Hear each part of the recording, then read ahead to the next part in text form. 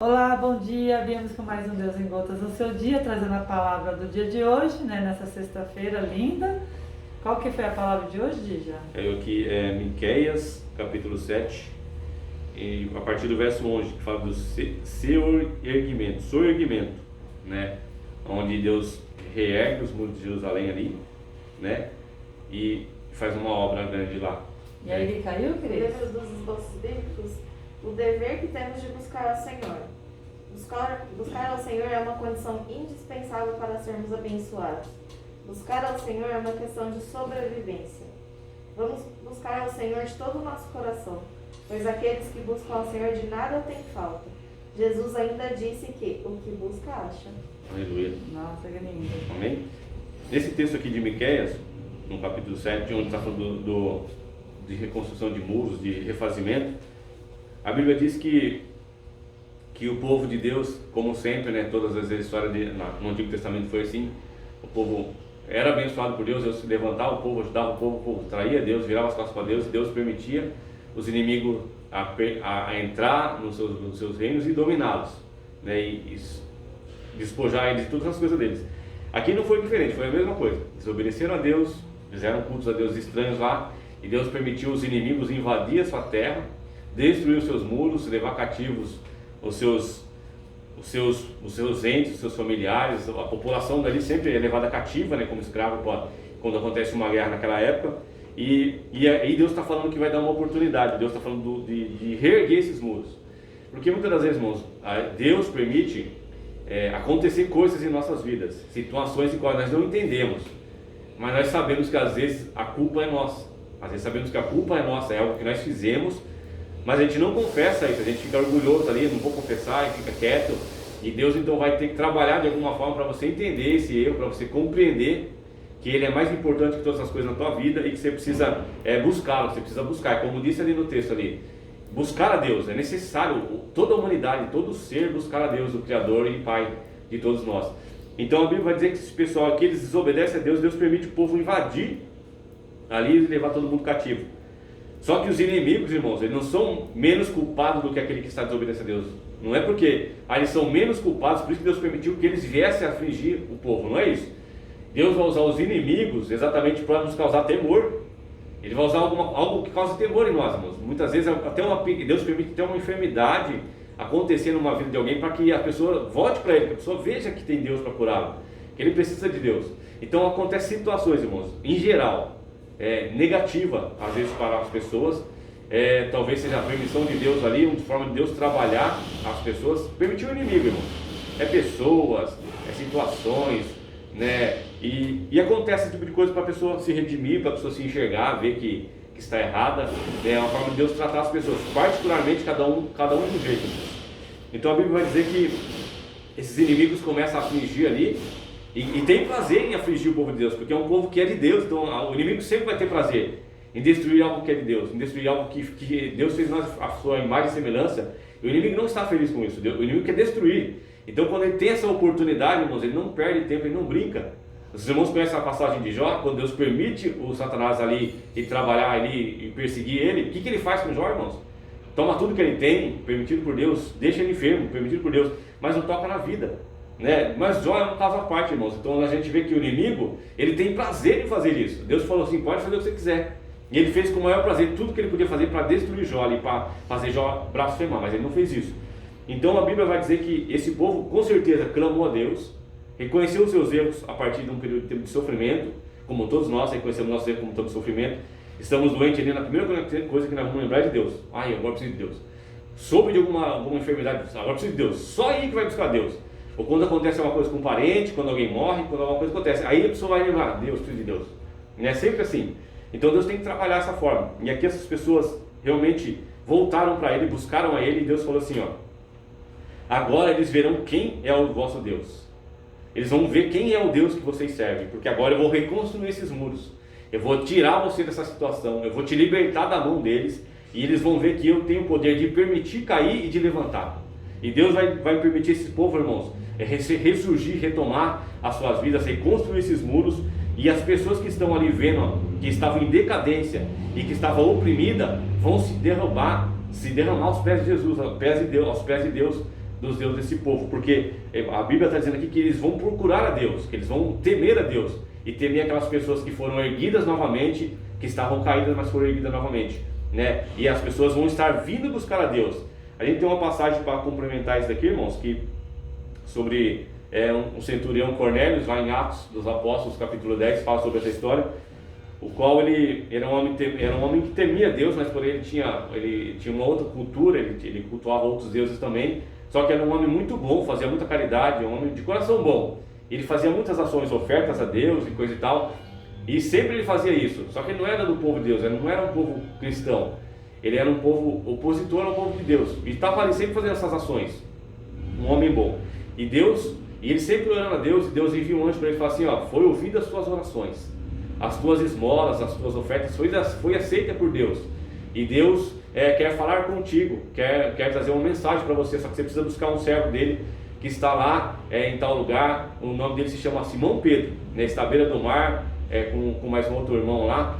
Você precisa buscá-lo lá, para que ele venha transmitir da minha parte, da parte de Deus, aquilo que Deus quer falar para vocês, que Deus se agradou de você. Então aí ele vai chamar Simão, só que Simão, antes de ser chamado, Deus está dando uma visão para Simão também, de um lençol vindo do céu com os animais, né? Os animais que na época eram impuros para se comer.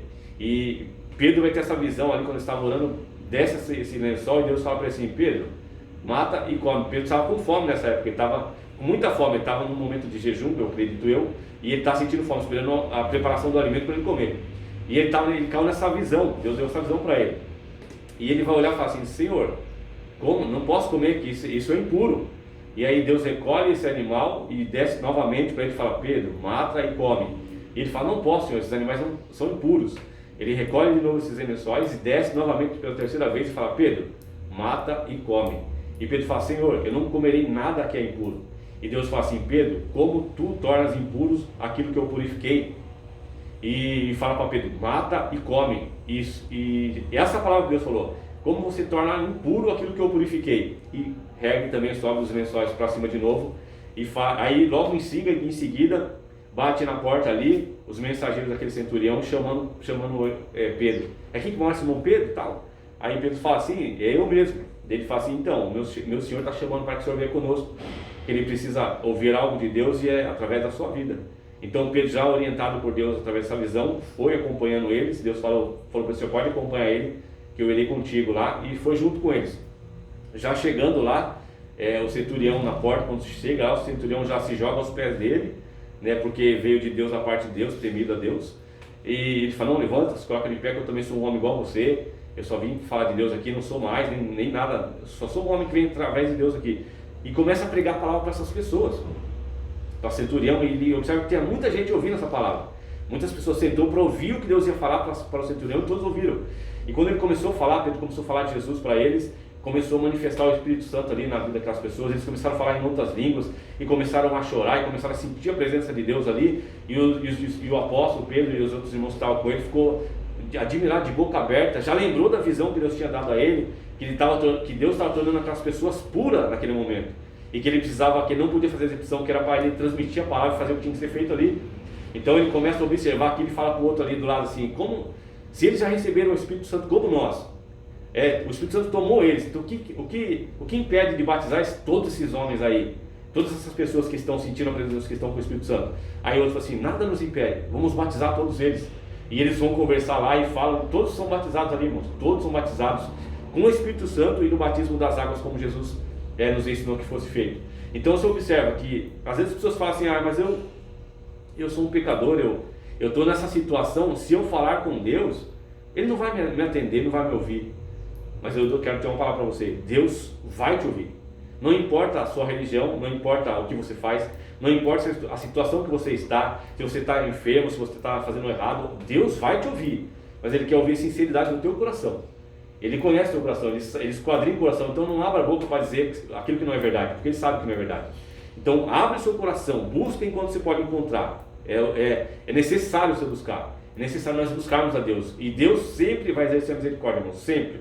Porque a palavra diz, enquanto há vida, há esperança. Enquanto a gente respira e pedir a Deus, Deus me muda, me transforma, me faça ficar ao centro da tua vontade, Ele vai fazer. Ele vai fazer porque Ele é um Deus rico em misericórdia e tardio, Ele até ira. mas a sua ira não dura para sempre. Ele sempre vai dar uma oportunidade. Então, como esse povo aqui se arrependeu, Deus fez tudo novo, Ele reconstruiu eles, e também através da ação de Deus aqui na vida dessas pessoas, muitas pessoas aqui também se converteram a Deus, também viram o poder de Deus, que Deus tem poder de humilhar, de abater e também de exaltar quando as pessoas se humilham ali perante Ele e reconhecem seus erros. É isso que Deus está nos ensinando, irmãos. Você pode estar em situação que você estiver, não se sinta envergonhado por isso. Pode clamar a Deus, pode pedir ajuda de Deus, que Deus vai te ouvir. Não interessa, irmãos, não faz acepção de pessoas. Ele disse aqui para nós aqui, ó, eu não faço acepção de pessoas. Aquele que me buscar, eu vou me manifestar a ele, e ele vai saber quem eu sou. Amém, meus irmãos? Amém. Glória a Deus. Então, aí sempre você fala assim, né, tem um ente na sua casa, fala assim, isso aí é a árvore que nasce torta, morre torta. Mas muitas vezes, né, vocês conhecem aquela técnica chinesa que você vai amarrando a árvore, ela vai se endireitando, é que nem uma unha, né? Os podólogos, eles botam uma aparelhinha assim que a unha se endireita, ela cresce reta. Então, essas amarras, esses laços, esses aparelhinhos, é Deus na sua vida. Ele vai ser representado como Deus. E Deus vai trazer para você, daquela árvore torta, daquela pessoa que segue sempre o caminho desvirtuado, com Deus Ele vai regenerar, com Deus Ele vai deixar ela no caminho reto. Ele vai fazer com que aquela pessoa se transforme. Então a palavra ali é muito importante, não deixe de seguir a Deus. Independente de que esteja passando na sua vida, porque Ele está esquadrinhando o seu coração, a sua mente, Ele sabe o que passa em você, Ele sabe o teu querer, o teu esforço em acompanhá-lo, o teu esforço em louvá-lo e glorificá-lo em todo momento. Então não temam, Deus não esquece de ninguém. Você pode ter errado a vida inteira, a pessoa que você está aí querendo restaurar pode ter errado a vida toda, pode estar aí com os seus 60, 70 anos, não importa, Deus pode fazer o milagre em sua vida, desde que você acredite, você acompanhe as palavras dele, que você esteja no caminho de Deus, porque Ele vai fazer a reconstrução dessa pessoa, a reconstrução de uma família, a reconstrução da nossa alma, da nossa mente, do nosso coração, a reconstrução do seu corpo na cura, regenerando as suas células, fazendo tudo o que você precisa, mas o que você tem que acreditar, porque a fé remove montanhas, a fé abre mares, a fé, quando você acredita que você precisa e você tem certeza de que você vai conseguir uma bênção de Deus, você vai. Então não desanime, meus irmãos, a palavra de hoje é reconstrução com a fé em Deus, que Ele reconstrói, Ele ergue qualquer pessoa. Amém? Amém. Aí Deus me lembrou aqui um texto também, que passa aquela passagem onde quando Jesus foi crucificado na cruz, né, ele estava no centro e havia dois ladrões, né, dois malfeitores, um à sua esquerda e um à direita. E a Bíblia diz que ali tinha um ali que estava maldizendo a Deus, pedindo para Jesus descer da cruz. Se o Senhor é Jesus mesmo, Filho de Deus, desce dessa cruz aí, tira nós também daqui. E falando isso, né, se o Senhor é Jesus mesmo, se é o Filho de Deus, desce daí, você tem poder para descer, desce, tira nós, salva nós. E o outro ao seu lado começou a falar para o outro, não, fica quieto aí, e a gente estamos aqui porque a gente merece estar aqui, a gente estamos sendo punidos por isso, porque nossos atos permitiam que fizesse isso conosco, mas ele não fez nada. Esse homem aqui, ele é justo, ele é sério, ele é um filho de Deus, ele é quem ele diz que ele é.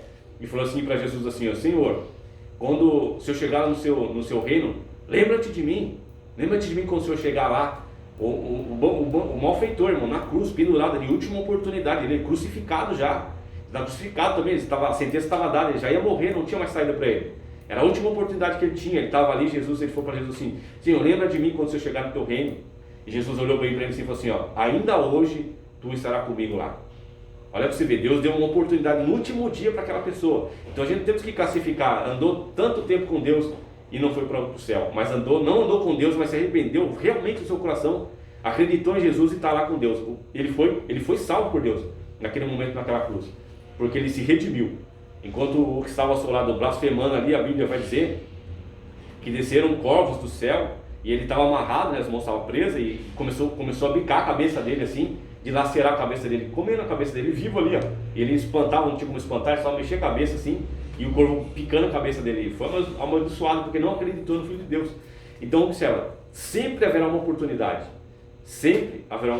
de Deus te perdoar, mas você precisa confessar a Ele, você precisa reconhecer a Ele, e certamente Ele te perdoará, porque é para isso que Ele veio, para salvar o mundo, não para condenar, para salvar o mundo do pecado.